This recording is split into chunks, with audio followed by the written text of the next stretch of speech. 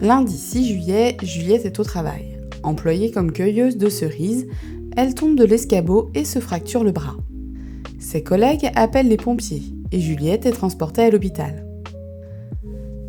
Mais que doit faire Juliette ?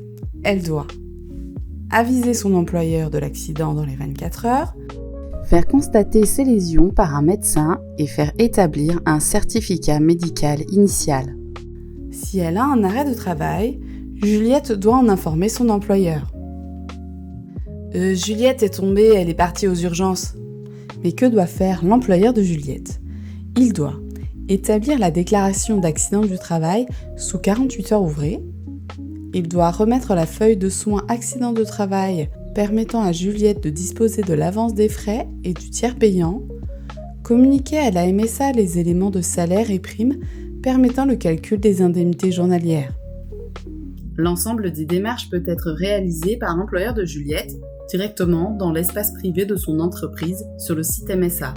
Grâce au service en ligne, il peut effectuer la déclaration d'un accident de travail, l'attestation de salaire, le signalement d'événements via la DSN ou encore l'attestation de reprise du travail.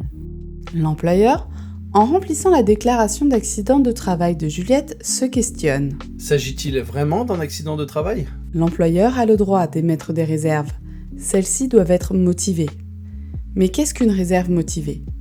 Une réserve motivée, c'est la remise en cause par l'employeur du caractère professionnel de l'accident. Elle ne peut porter que sur les circonstances de temps et de lieu de l'accident ou sur l'existence d'une cause totalement étrangère au travail. Les réserves recevables, définies par la Cour de cassation, peuvent être émises lors de la déclaration d'accident du travail ou pendant le délai d'instruction, mais jamais après la décision prise par la caisse. Juliette s'est peut-être blessée pendant son match de basket dimanche. Cette réserve motivée est recevable, car elle porte sur un élément de temps et de lieu. Cependant, des collègues ayant bien vu Juliette tomber de l'escabeau, il s'agit bien d'un accident du travail.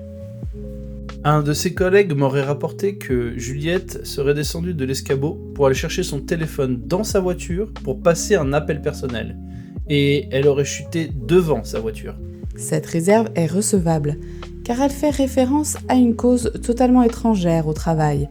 Juliette n'était plus sous la subordination de son employeur. L'accident, après instruction, pourra potentiellement faire l'objet d'un refus. Juliette avait déjà mal au bras depuis quelque temps. L'existence d'antécédents médicaux ne remet pas en cause la réalité de l'accident, ni son caractère professionnel. Juliette s'est blessée en sautant de l'escabeau au lieu de descendre correctement. Juliette a en effet commis une faute, mais était bien dans l'exercice de son travail. Juliette était seule au moment de l'accident. Personne ne peut confirmer ce qu'il s'est passé. Ces réserves qui ne portent ni sur les circonstances de temps et de lieu, ni sur une circonstance totalement étrangère au travail, ne remettent pas en cause le fait que l'accident a bien eu lieu par le fait ou à l'occasion du travail. Juliette a adressé son certificat médical initial à la MSA et son employeur a adressé la déclaration d'accident de travail. L'instruction peut démarrer.